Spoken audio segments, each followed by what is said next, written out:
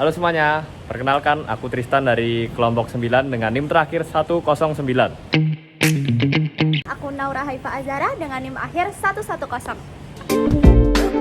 Aku Novel Bagasvala dengan NIM akhir 111.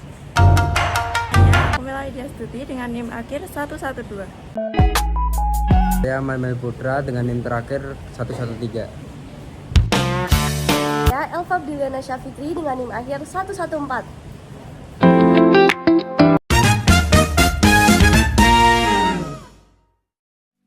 Mungkin banyak dari kalian yang berpikir, emang masih relevan ya ngomongin wawasan kebangsaan di zaman yang udah serba digital sekarang ini?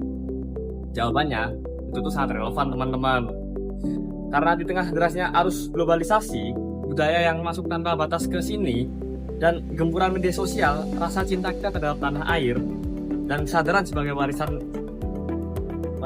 akan budaya negara, itu harus tetap kuat di sini teman-teman.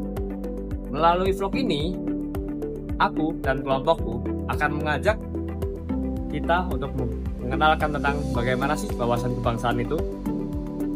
Kalau dari aku sendiri, wawasan kebangsaan adalah cara pandang dan sikap bangsa Indonesia terhadap diri dan lingkungannya dengan menempatkan persatuan dan kepentingan nasional di atas kepentingan pribadi ataupun golongan.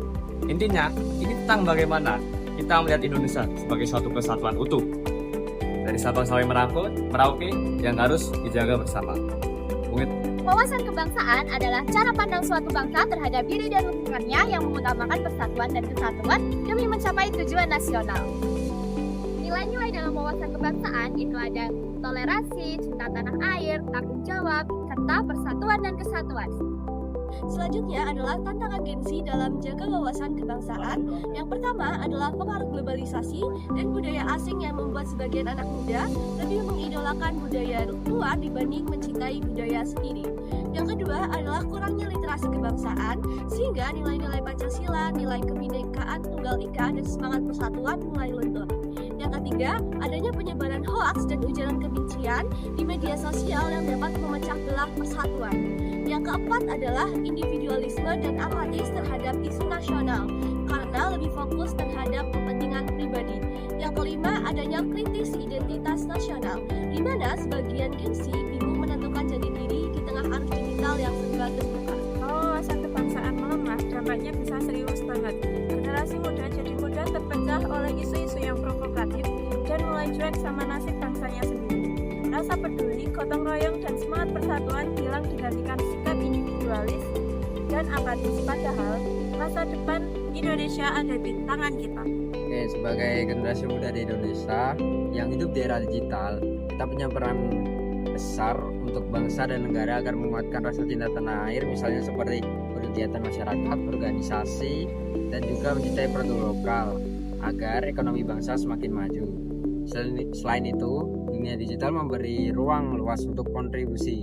Kita bisa menyebarkan konten positif tentang Indonesia, membagikan kisah inspiratif anak bangsa, dan melawan hoax dengan informasi yang benar.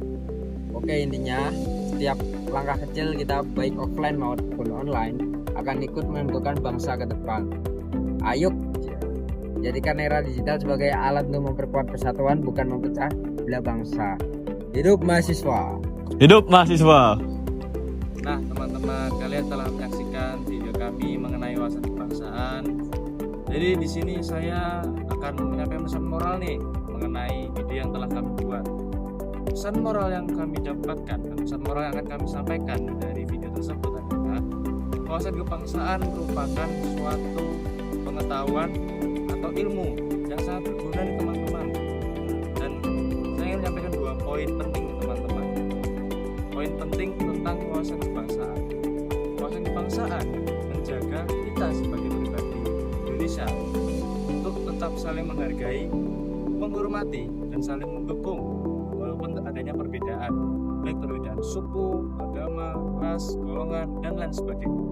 Kemudian poin kedua, jika tidak ada wawasan kebangsaan, maka kita sebagai bangsa Indonesia bisa terjadi disintegrasi, dan dimana bisa berujung pada hal yang sangat parah, dan paling parah adalah perpecahan bangsa Indonesia.